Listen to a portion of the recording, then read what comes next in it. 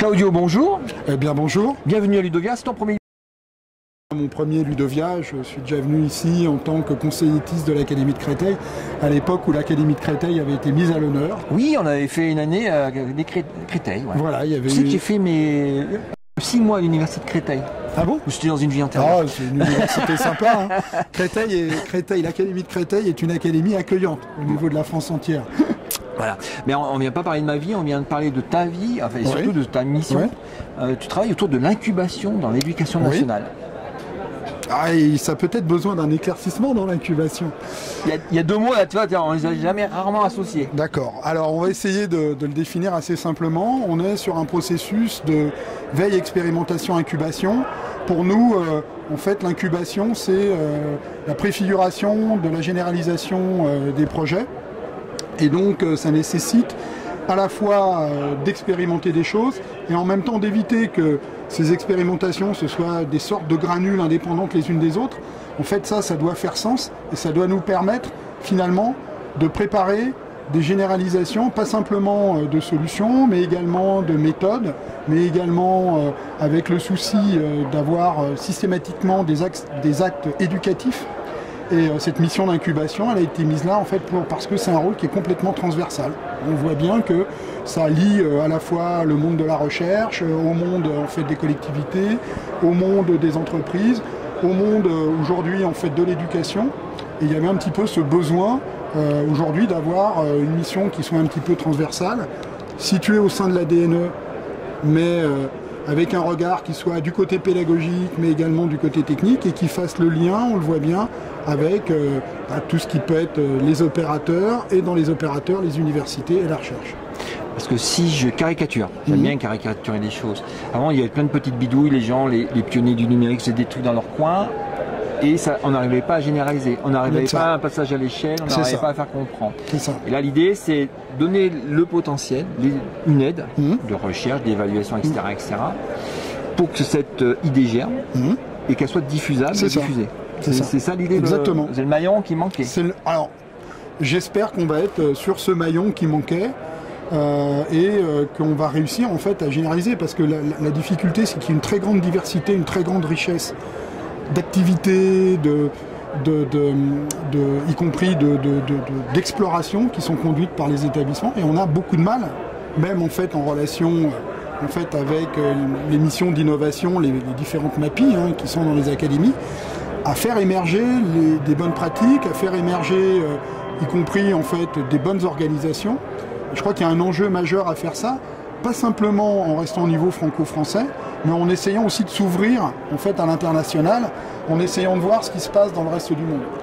D'accord ? Donc, par exemple, on a fait une étude exploratoire des rapports Horizon de la Commission européenne, avant de travailler sur des axes d'évolution, des axes de recherche, où là, on va être un petit peu commanditaire. C'est-à-dire, on va essayer d'explorer en avance pour donner soit des éléments stratégiques, soit préparer des éléments de formation qui permettront au moment où soit des technologies, soit des activités arrivent, d'être prêts au niveau de la formation pour pouvoir les diffuser.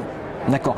Concrètement, je suis prof dans une école, dans un lycée, dans un collège, j'ai une idée, j'ai un truc, je t'envoie un mail, je cherche un site web, comment ça se passe? Alors, comment ça se passe? On est en train de mettre en place un réseau qui est un réseau d'incubateurs académiques qui seront placés en fait sous le pilotage des délégués académiques au numérique. L'idée, c'est que ce réseau en fait soit susceptible de faire du bottom-up et du top-down.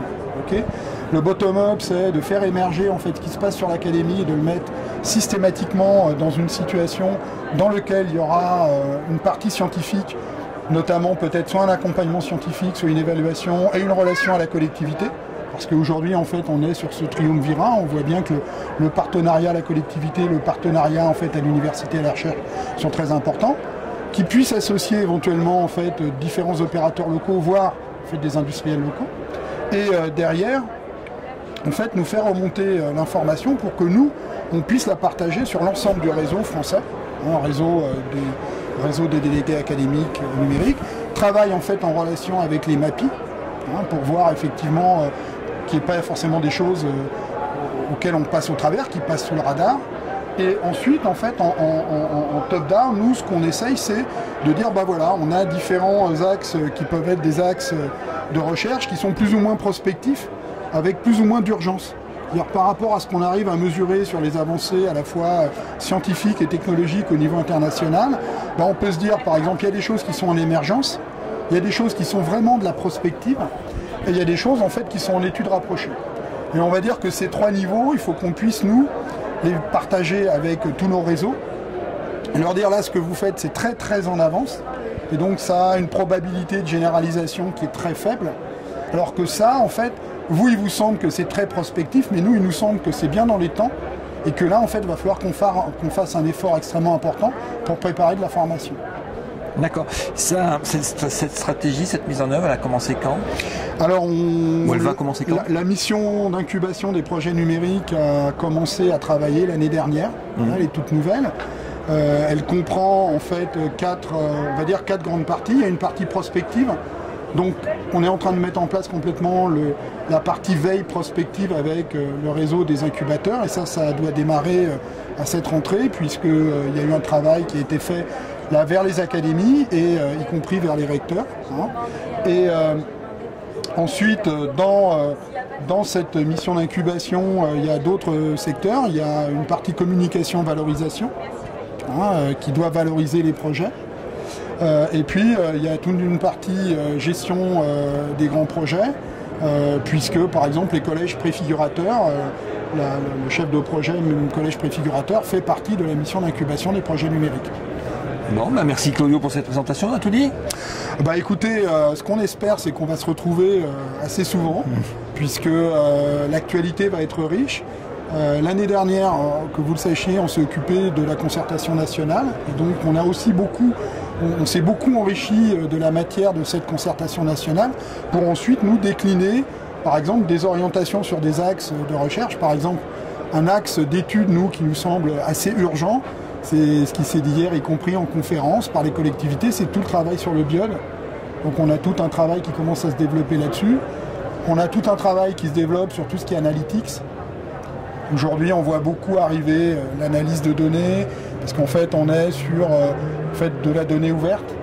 Et donc, comment mieux exploiter cette donnée ouverte, mais aussi comment mieux exploiter les données fermées, comment faire des outils d'étayage aux enseignants. Il y a toute la place aujourd'hui de l'efficience et de la relation entre la formation et le formé. Voilà, qu'est-ce qui est vraiment efficient dans la formation, dans le formé. Voilà. Il y a toute l'efficience de la ressource pédagogique. On a beaucoup de croyances. On a tous des convictions. Voilà, et donc on travaille avec différents labos. Alors je ne vais pas les citer parce que je vais faire des jaloux, mais beaucoup sont présents ici, d'autres ne le sont pas. On a commencé à lancer des axes exploratoires, on va dire avec une dizaine de laboratoires en France. Il y a un chiffre, on discutait avec Jean-François Cerisier. Oui. On va faire une table ronde entre chercheurs, on sera à peu près une centaine. C'est universitaires. Nous on a commencé à en réunir, on en a réuni 30 autour d'une table pour essayer de commencer à voir en fait comment sont ces axes émergents. Et on veut aussi essayer, nous au travers de ce qu'on va faire, avec la mission d'impulsion qui est la mission du SUP, la MIPNES, de travailler à ce qu'on puisse regrouper un petit peu des gens qui travaillent sur des mêmes sujets et dans des disciplines différentes. Au niveau universitaire, c'est pas si évident que ça. C'est-à-dire de réunir des gens qui font des sciences de l'éducation, des sciences cognitives, autour de sujets qui sont convergents et qui traitent de façon différente. Nous, ce qui nous intéresse finalement, c'est que les résultats, on puisse les exploiter pour la formation et pour éventuellement des orientations stratégiques. Rajouter les gens des neurosciences aussi. Alors les neurosciences. Il y a un autre sujet extrêmement important dont j'ai pas encore parlé, mais et là je m'étends, j'en profite, qui est aujourd'hui toute l'organisation spatiale, l'organisation temporelle. On va dire tout ce qui est architecture, non seulement de la classe, de l'établissement, de l'ouverture de l'établissement, et voir quelle influence finalement le numérique peut avoir sur ces architectures. Comment en fait ces architectures peuvent devenir des architectures apprenantes. On a beaucoup à un moment parlé de centre de connaissances et de culture, et finalement avec le numérique, est-ce que c'est pas tout l'établissement qui a un centre de connaissances et de culture, voire en fait l'extension de l'établissement sur un territoire. Quand je parle d'extension de l'établissement, c'est la relation avec les médiathèques, avec le monde associatif, etc. Donc je pense qu'il y a une vraie réflexion, on parle beaucoup de Smart City, mais on pourrait parler de ville apprenante, de territoire apprenant, dans lequel l'établissement est finalement un prolongement, on peut être à l'initiative de ce territoire apprenant.